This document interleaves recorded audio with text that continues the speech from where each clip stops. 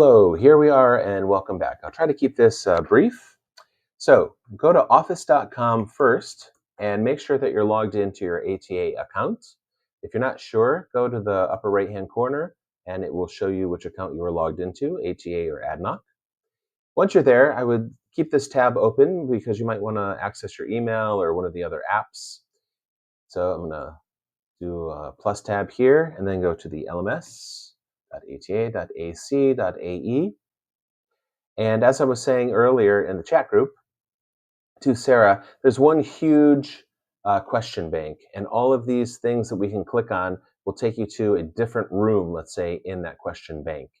So it's good to keep everything separated, because if this were all really just one question bank, it would get very confusing very quickly as to which questions corresponded to which area.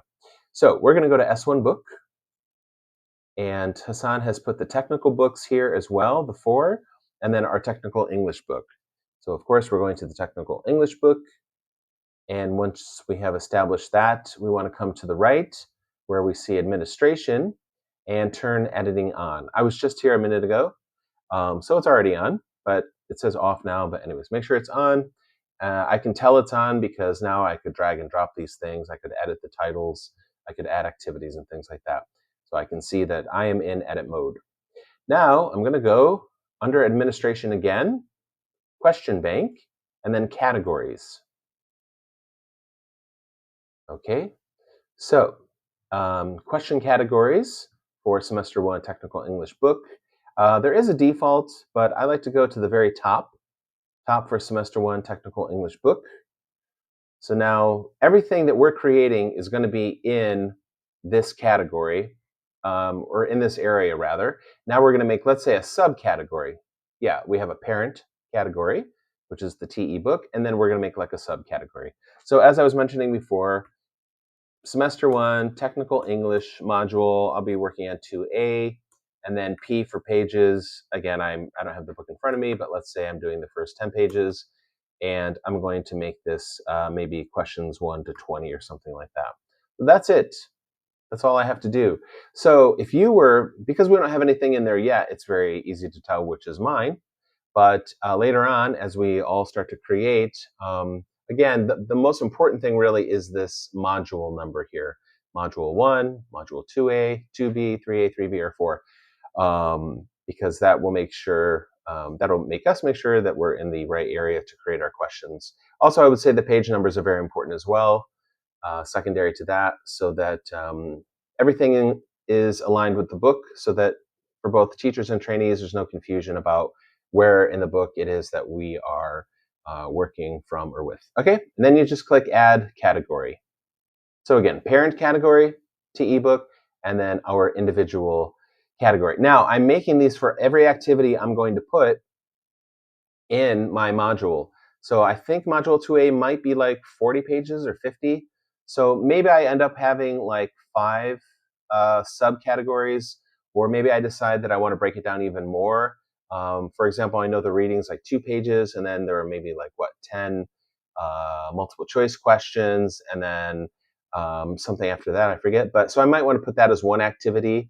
So in other words, this subcategory should be thought of as the activity that you're going to create. So 10 pages might be too much. That's a lot of information. And realistically, I don't think we'd ever do 10 pages in one period, in a 40-minute period. So maybe think about it in terms of that as well. How much are we actually doing in a 40-minute period? Is it 2 pages, 3 pages, or 4 pages? And I would keep it to that. So that being said, let's just say I do pages 1 to 5. It's still a pretty big chunk of the book. And then I add category. So now I have a place where I can create the questions and where I can save the questions. You can see it right here now. The category is here. Semester 1, Technical English, Module 2A, pages 1 to 5, questions 1 to 20. 0, there's nothing in there yet because I haven't created any questions. And also, if you hover over these little symbols, it'll tell you what they're for. This is showing me, oh, you should edit questions, or create them rather. If I want to delete this category, or if I want to go in there and edit the category or move it. Right now there's just this one, so there's no reason to move it around. But so let's actually click on it now and go into that category. And you can see again, there's nothing here. So I'm not going to do anything with any of this stuff. I can check again the subcategory. Yes, that's correct. And from here, I'll create my new questions. As I mentioned before in the other video, if I want to just put the reading first, let's say I'm doing the reading and I've got 2 pages of reading, I'm going to put that in a description question. And this is not really a question in the typical way, and it tells you on the right what each of these does, because there's no answer that I'm looking for. I'm just giving material. I'm giving images, pictures, photos, could be videos, audio, or text, and I'm just going to put it there for the student to look at before they actually go ahead and then answer the questions. So once I do that, I'll click Add, and that would create the description question. Let's say I do that, and then I want to start putting the multiple choice. So yes, I can use the Aiken format, which Sarah mentioned. I can do many at one time, 10, 20, 30. That's another video to watch. Or I could do them one by one, true or false, short answer. There are the embedded clues as well, which you can also use a formula for. And I think I have a better one now that Najib gave me, that he and Hassan kind of discovered or sort of solidified. So I can send that as well. That'd be a little bit of an easier way. You can drag and drop or whatnot, and then you just add that. So I think I'm going to keep this video short and just say that that's it for now. But let's say I did put in these 20 questions, whatever I decided to put in the question bank. Then I would go back to the, up here, you can see I've got my pathway here. I'm going to go back into the technical English book. And now I need to actually create an activity here, which I could do right now, because I can change the name of it later.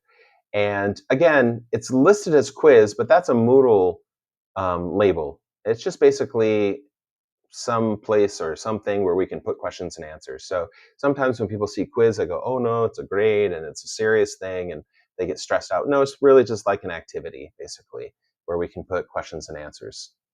There are some other things you can use as well, but we'll talk about that later. Mostly you'll just do a quiz, but you don't have to call it a quiz. But in terms of Moodle, yes, they call it a quiz. Okay, so we've done that.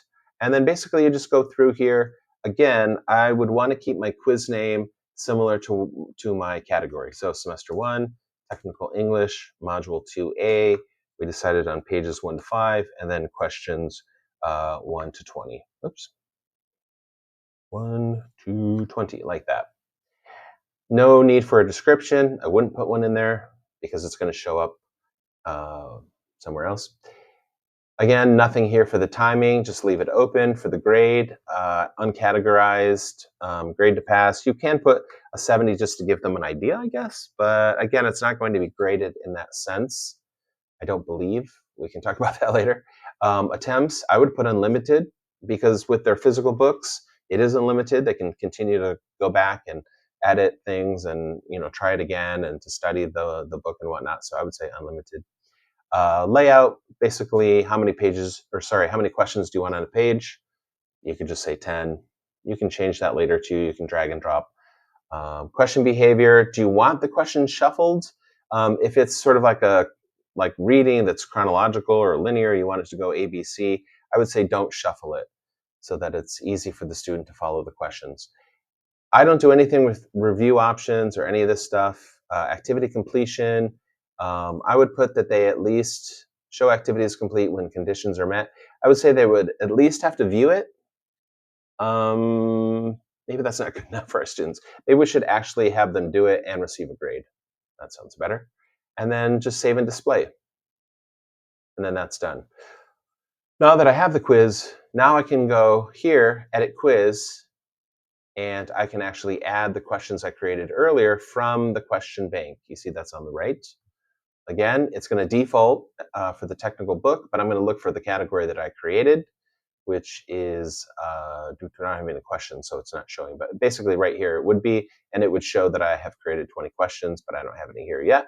So I would click on that. It might error out and say, hey, you don't have anything. Okay, it just says this. But anyways, from here I would add my 20 questions, and then I would be done, basically.